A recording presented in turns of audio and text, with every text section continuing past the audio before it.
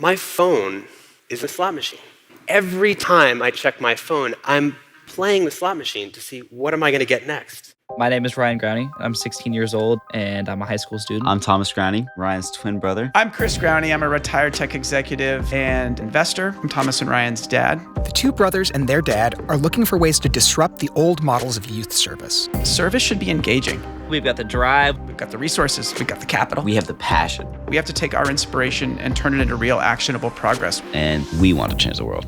Welcome to Service Academy.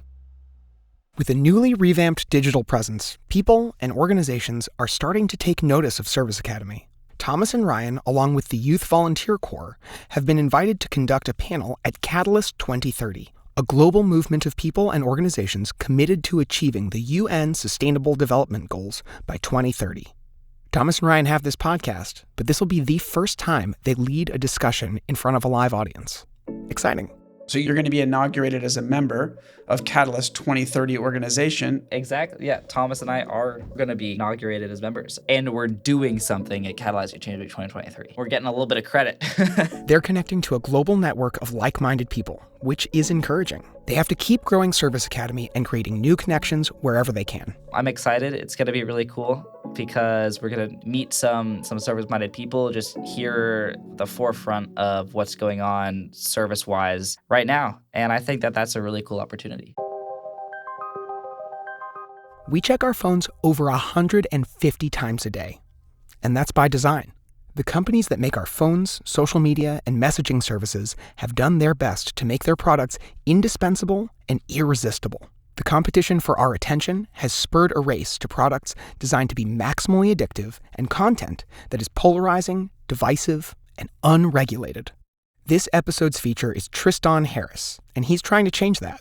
He's the co-founder and executive director of the Center for Humane Technology, whose mission is to bring accountability and ethics to the design of technology, and to steer government regulations toward this wildly unregulated space. He is the co-founder of the Center for Humane Technology, who is featured in the new Netflix documentary, The Social Dilemma. Tristan Harris. Hey. 1 billion of us own a smartphone, and we know how addicting it can be. One former Google employee says this is no accident. Indeed, it is by design. A handful of people working at a handful of technology companies will steer what 1 billion people are thinking today. What I want people to know is that everything they're doing online is being watched, is being tracked. Every single action you take is carefully monitored and recorded. This week on 60 Minutes, we report on how social media's addicting algorithms have influenced political polarization and exacerbated divisiveness across America. I was a design ethicist at Google, where I studied how do you ethically steer people's thoughts. No matter how incredible our technology gets, there's something that's not changing, because it's not about what our mind knows, it's about how our mind works. Every news site, elections, politicians, games, even meditation apps have to compete for one thing, which is our attention. And the best way to get people's attention is to know how someone's mind works. How much of your daily attention is spent on your mobile device? My daily attention? So I would say I pick up my phone probably once every 20 minutes. I suspect if you looked at your phone right now, I bet your daily pickups is measured in the hundreds. I would agree with that. So more than every 20 minutes, probably one every 30 seconds.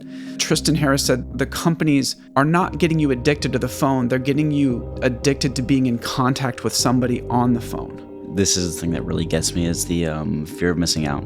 If somebody texts me, I hear a buzz on my phone, I'll check it, hoping that it's somebody that I care about. But if you surrender the moment every time it buzzes, that means the thing you were living, your moment in life, the thing you were doing at that moment is less important than the chance that that buzz might be something powerful. It's hard to admit. Yeah, it's hard to admit, but maybe it's true. To be human means that you are persuadable in every single moment. When I was a kid, I was a magician, and you learn all about these limits, that short-term memory is about this long, and there's different reaction times, and if you ask people certain questions in certain ways, you can control the answer. I mean, the thing about magic, as an example, is that magic works on everybody. I noticed when I was at Stanford, there was a class called the Persuasive Technology Design class, and there's a whole lab at Stanford that teaches students how to apply persuasive psychology principles into technology to persuade people to use products in a certain way. You can precisely target a lie directly to the people who are most susceptible. And because this is profitable, it's only going to get worse. The business model for these social media companies is advertising. Therefore, the more times that you're on social media, the more times they get to show you paid impressions, so the images between the ones that are not sort of connected with you, the more money they make. So the longer you're on there, if you look at 10,000 impressions in a day, you're worth a lot more money as a user than if you looked at just 10 impressions during the day. There's this whole playbook of persuasive techniques, and that most people in Silicon Valley in the tech industry learned as ways of getting your attention. So one example is we are all vulnerable to social approval. We really care what other people think of us. Another vulnerability in our mind is something called a variable schedule reward. And that's like a slot machine in Las Vegas. It turns out that slot machines make more money in the United States than baseball, movies, and theme parks combined. And the more random it is, and the more variable it is, the more addictive it becomes. And the thing is that turns our phone into a slot machine. Other examples are removing stopping cues. So if I take the bottom out of this glass and I keep refilling the water or the wine, you won't know when to stop drinking. So that's what happens with infinitely scrolling feeds. I don't know too much about the way in which technology is addicting, but I know generally that it relies on a system of dopamine triggers. So every little interaction you have with your phone is calibrated to accentuate these actions. So you keep coming back for more. A, that's nuts. And B, that makes it infinitely harder to not be on your phone as much because your brain literally releases feelings of happiness when you're on your phone. I assume that you've turned off all your notifications, right? No. You will interrupt almost anything you will do the moment you feel the buzz in your pocket. And that's the part that surprises me because in the top 5,000 things that happened in my life, none of them happened over a phone. Persuasion is about an invisible asymmetry of power. The business model is to keep people engaged. Instead of getting your attention, it was much cheaper to get you addicted to getting attention from other people. And this has created the kind of mass narcissism and mass cultural thing that's happening with young people, especially today. Before the TED Talks, the Netflix documentary, Tristan was working at Google as a design ethicist. A design ethicist is someone who evaluates the moral implications of design decisions and takes responsibility for the effect those decisions have on the world at large. So he kicked off this movement for change in 2013 with a Google Slides presentation. It warned people inside Google of human psychology vulnerabilities that tech products were exploiting at that time. Harris suggested that Google, Apple, and Facebook should, quote-unquote, feel an enormous responsibility to make sure humanity doesn't spend its days buried in a smartphone. Ryan and Thomas have grown up with devices and platforms that were created ignoring that responsibility. The more time people spend, the more it becomes your reality. Tristan Harris sees the current focus on content regulation as a bit of a sideshow. Rather than deleting particularly offensive posts or banning especially incendiary users, he says it's the very business model, capturing our attention by catering to our anger and polarization, that needs to be reformed. Outrage works really well at getting attention, such that if Facebook had a choice between showing you the outrage feed and a calm news feed, they would want to show you the outrage feed, not because someone consciously chose that, but because that worked better at getting your attention. So I was first exposed to offensive content on social media probably when I downloaded TikTok for the first time.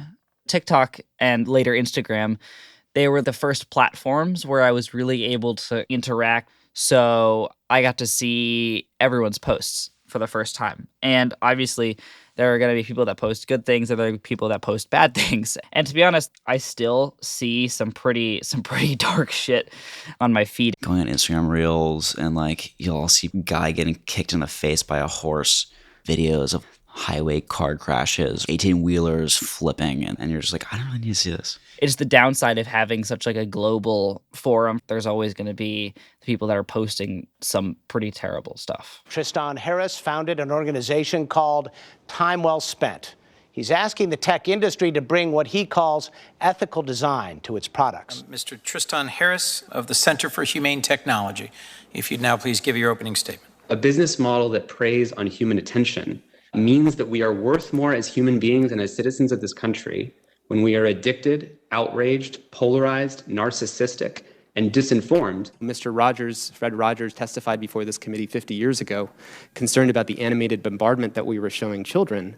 I think he would be horrified today about what we're doing. And there's a reason platforms get to participate in this race to the bottom for your attention with unchecked, incendiary posts. Issue here is that Section 230 of the Communications Decency Act. It's all about Section 230. It's all about Section 230. Has obviously made it so that the platforms are not responsible for any content that is on them, which freed them up to do what we've created today. As part of Title 47 of the Communications Decency Act of 1996, Section 230 provides immunity for providers and users who publish information from third parties. It plainly states, no provider or user of any interactive computer service shall be treated as the publisher or speaker of any information provided by another information content provider.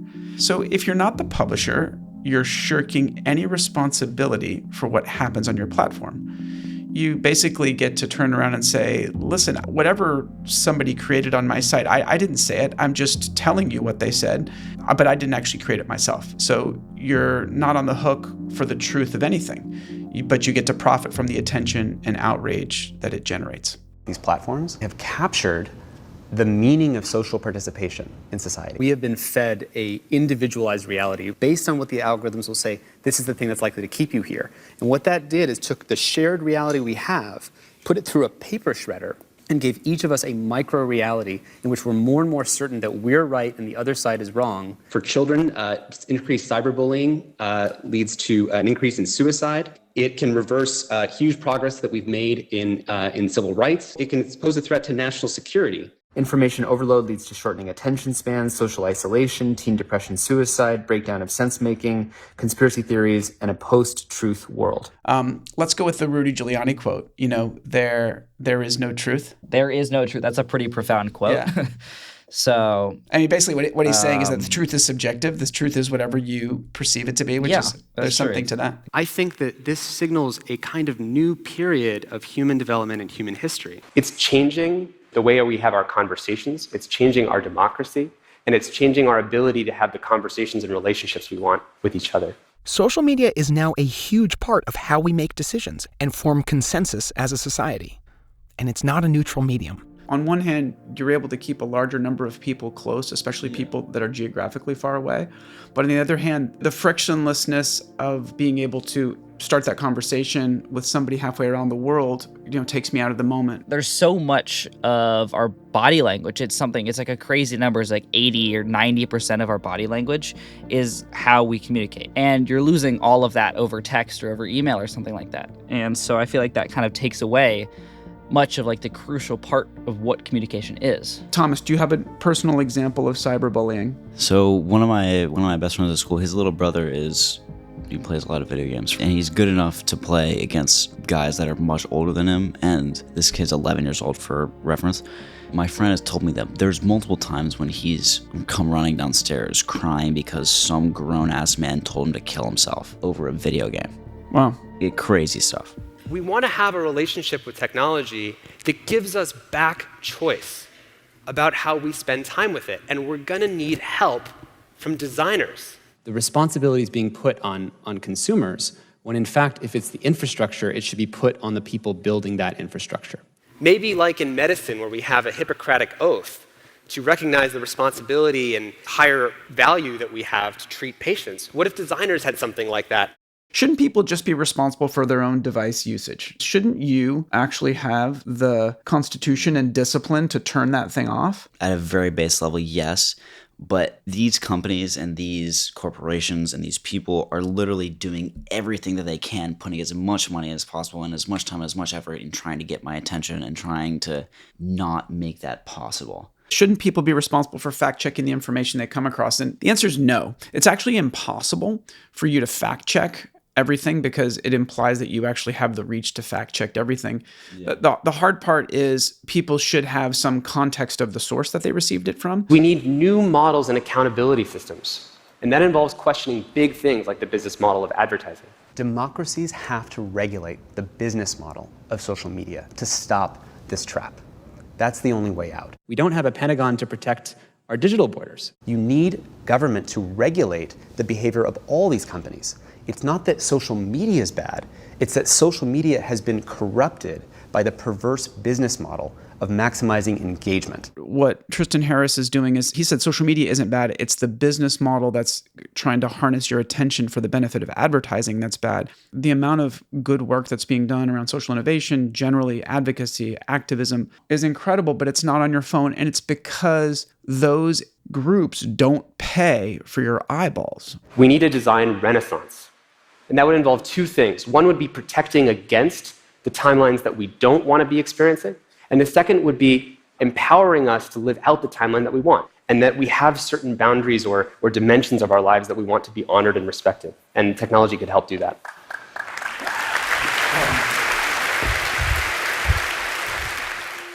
I think Tristan's mission is so amazingly important because we live in a physical world, not a digital one. This is our entire future here. If we keep going on this track, we will only be consumed more slowly. More and more of our time will be taken up unless we actually are able to do something now. Does Tristan make you think twice about how you use social media? Yes. In a weird way, it almost causes a bit of self-disappointment. There's always that kind of nagging feeling that I should probably go do something else. Like, I'm recognizing that I'm falling prey to the way the phone is designed. I've been trying to spend less and less time on my phone since we started this episode. If you think about it, Facebook and Instagram, it's a big brother component to all your relationships. They're tracking all the interrelationships you have and the individual progress of the individual people, and they're selling that. And they're selling it back to you. Maybe one of the goals of Service Academy is, why don't we take back the idea of social participation in terms of being able to be a part of a social media platform? Because there was social participation way before social media. I think that us being advocates for ethical design now will have a huge impact on the way the future works. I mean, this is like a turning point right now. We're in the prime position to make a change. As opposed to them taking the money and selling it to you, what if they said, hey, it'll be free to come on our platform and we'll actually pay you. I'm going to give you basically a 20% kickback on all the money I make. I think that's a great idea. And I think that giving people a choice would be super beneficial in that. So people that want to could do that and they could benefit from that. We know we feel better and we are better when we do things like service. And yet it's so hard to resist video games, things that draw your attention. What can we do to maximize its effect against this? We all have to realize that all of us are drawn to cheap thrills. The key to recognize is that that's not making us happy. At some point when you start to realize, like, hey, I'm spending more time on my phone and I'm decreasing my happiness, you have to make a difference. And they make it frictionless for you to go from one video to the next, and it sequentially draws you in. Whereas in the case of service, it's not as if the moment you finish the service activity that you can start the next powerful, beneficial thing. Is that it's almost like social media companies are feeding us junk food. It's getting more and more perfectly engineered to be irresistible. And things like service activities are your healthy vegetables. And so we aren't trying to make vegetables taste like junk food. We're just trying to make the best, freshest veggies that we can and make them easily accessible. The good part is that the work that Service Academy is doing and trying to motivate kids to do more and give back, seeing the world through new eyes and seeing the good that's happening in the world. If you're not paying attention to your own feelings, if you're not paying attention to what's happening around you, it's impossible to truly make a large impact. I see Tristan Harris as a systems change leader. He identified a problem and started a global dialogue around the issue of ethical technology. He's exposed the cheap tricks that we're all susceptible to, and he's doing all this while trying to partner with the government to take action for change. That sounds pretty much like a system change leader to me. For more on Tristan Harris's work, check out the Center for Humane Technology at humantech.com, or give a listen to his podcast, Your Undivided Attention. This week, the Grownies are thinking about how we can use technology to not just serve people what they want by default, but to help them want what they want to want. If you've got thoughts on that or anything else from this episode, reach out to them at serviceacademy.org. As always, if you've enjoyed this episode, please rate, subscribe, and share it with someone you think might enjoy it as well.